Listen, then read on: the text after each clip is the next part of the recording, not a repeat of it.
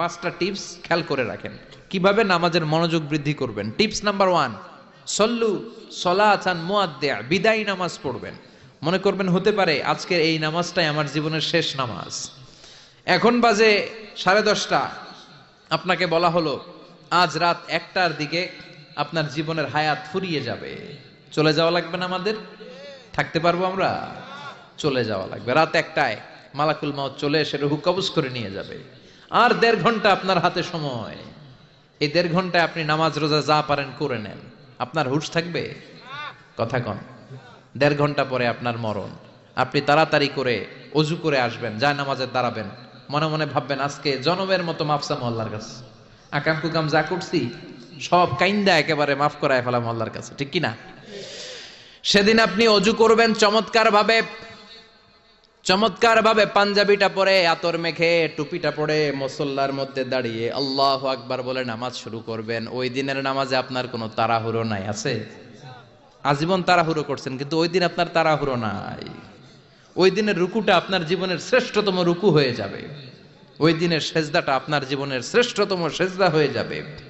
ওই দিন আপনি সেজদায় পড়ে চোখের পানি দিয়ে জায়নামাজ ভিজিয়ে দিবেন না?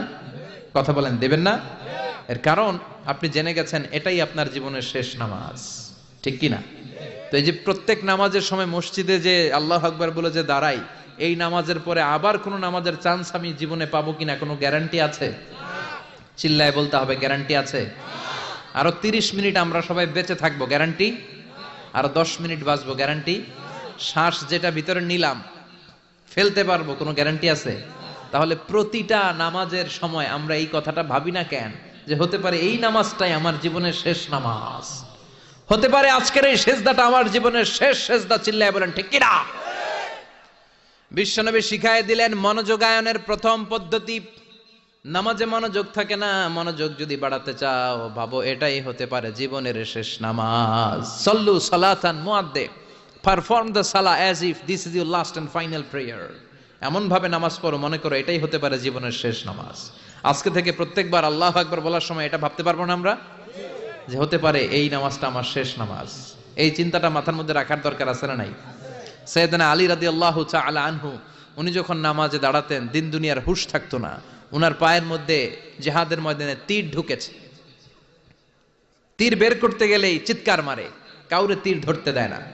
বিশ্বনবী বললেন, বেলাল আকিমিস সালাহ, নামাজের একামত দাও। নামাজ শুরু করার আগে এক সাহাবীরে বললেন, নামাজের মাঝখান দিয়ে যে তুমি আলীর পা থেকে টেনে তীর বের করবে, কারণ আমি জানি আমার মেয়ের জামাই আলী যখন নামাজের যায়, নামাজে দাঁড়ায়, দিন দুনিয়ার কোনো হুঁশ আলীর আর থাকে না। একামত হলো আল্লাহু আকবার, আল্লাহু আকবার। বিশ্বনবী নামাজ শুরু করলেন, রুকু দিলেন, সিজদা দিলেন। দ্বিতীয় রাকাতের জন্য যখন দাঁড়ালেন, বিশ্বনবীর কথা মতো এই সাহাবী যে কাতারের মাঝখানে সাইয়েদনা আলীর পা থেকে গায়ে যত জোর ছিল টান মেরে তীর বের করেছে, ফিনকে দিয়ে রক্ত বের হয়েছে।